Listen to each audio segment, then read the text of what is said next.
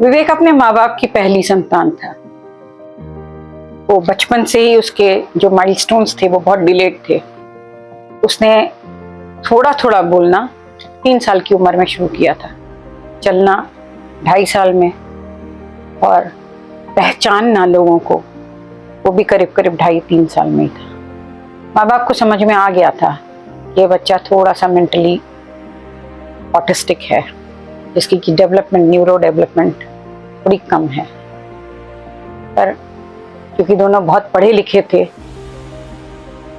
उन्होंने उस बच्चे की देखभाल बहुत लाड़ प्यार से और बहुत सारे लोगों से एडवाइस लेकर करी थी।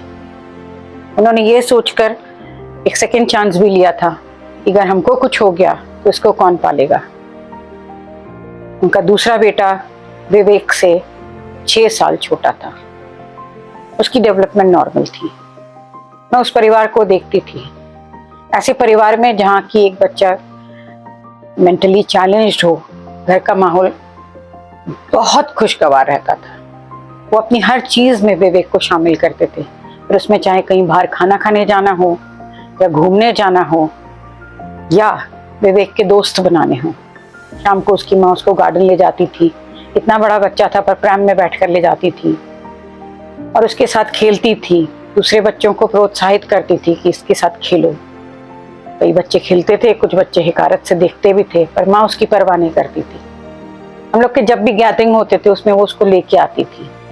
वो चाहती थी कि विवेक धीरे धीरे सोशलाइज करे। विवेक कभी कभी वॉयलेंट हो जाता था, कभी कभी बहुत जिद्दी, और कभी कभी उसकी बातें हमको समझ में भी नहीं आती थी कि वो चाहता क्या है। इसलिए वो विवेक को किसी के यहाँ रख नहीं सकती थी। और उन्होंने अपने घर में 2 सर्वेंट्स रख रखे थे, और माँ इतनी पढ़ी लिखी होने के बाद भी अपना जॉब छोड़कर सिर्फ विवेक की देखभाल में लगी हुई थी।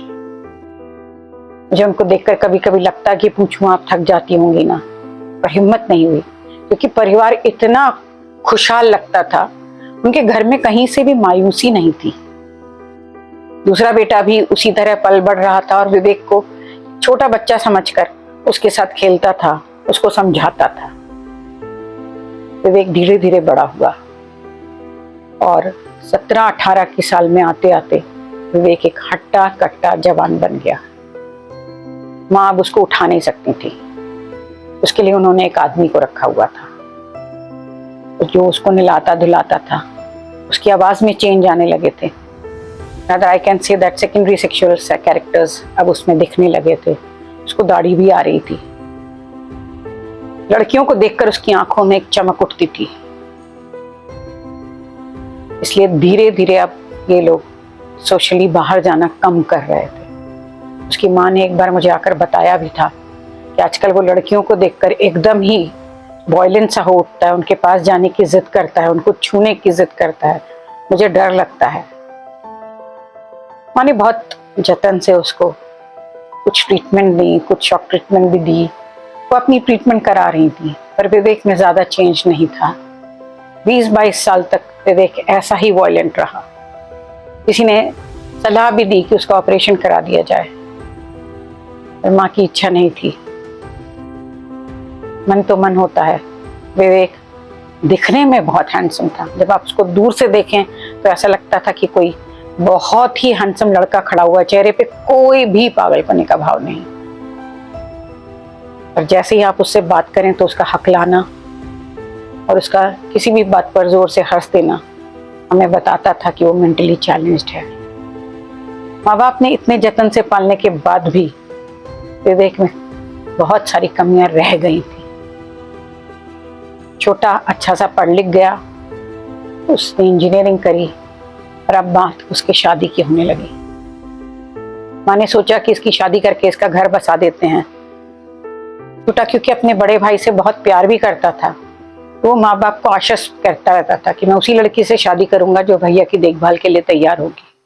ऐसी लड़की उनको मिली भी, जिसने उसको एक्सेप्ट कर लिया था कि मैं ये जिम्मेदारी लूंगी।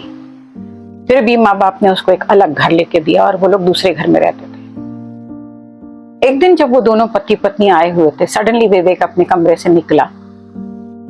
उसकी छोटी भाभी ने उससे हेलो कहा और विवेक ने उस पर झपट्टा मार दिया। उसके गले लगकर उसको किस करने लगा और थोड़ा सा वायलेंट हो गया। माँ बाप और छोटे को उसको अलग करना बहुत मुश्किल हो गया।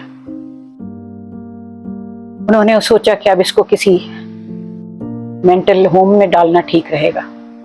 माँ का मन मान नहीं रहा था। उन्होंने कहा नहीं, इस बार गलती हो गई, अगली बार नहीं होगी। बहू बहुत डर गई थी। उन्होंने आना जाना थोड़ा कम कर दिया, पर विवेक हर बार तो ऐसा नहीं करता था।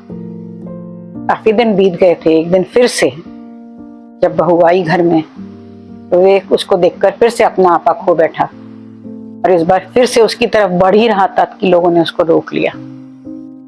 अब सोचा गया कि ऐसे हालत में तो विवेक को एक मेंटल होम में डाल देना ठीक है। विवेक को एक मेंटल होम में डाल भी दिया गया। वो कुछ दिन तक ठीक भी रहा वहां पर। करीब 1-1.5 साल बाद मेंटल होम के लोगों ने कहा कि अब इसे वापस ले जाइए, ये ठीक हो गया है। माँ उसे घर ले आई हैं। अब वो भी बूढ़ी हो चली हैं। उनकी भी उम्र करीब करीब 60 की होने को है। पिताजी रिटायर अगले महीने हो जाएंगे। विवेक काफी शांत है, और बेटा बहू घर आने के लिए तैयार नहीं है। बहू के मन में अभी भी बहुत डर है। माँ चिंता से घुली जा रही हैं कि हमारे जाने के बाद इसका क्या होगा। दोनों बहुत स्ट्रेस में रहते हैं। कहाँ खुशहाल रहने वाला वो घर अब एक सुनसान बियाबान जंगल की तरह दिखता है। यहाँ कोई खुशी नहीं है। विवेक खुश है, अपनी ही दुनिया में मस्त है। अब वो थोड़ी थोड़ी पेंटिंग भी करने लगा है। तो माँ पिताजी समझ नहीं पा रहे हैं कि अब उसका क्या किया जाए। क्या आपके पास कोई जवाब है तो मुझे जरूर बताएं। मैं विवेक के माता पिता तक उन्हें कन्वे करने की कोशिश करूंगी। इस कहानी को ध्यान से सुनने के लिए आपका बहुत बहुत धन्यवाद। नमस्कार।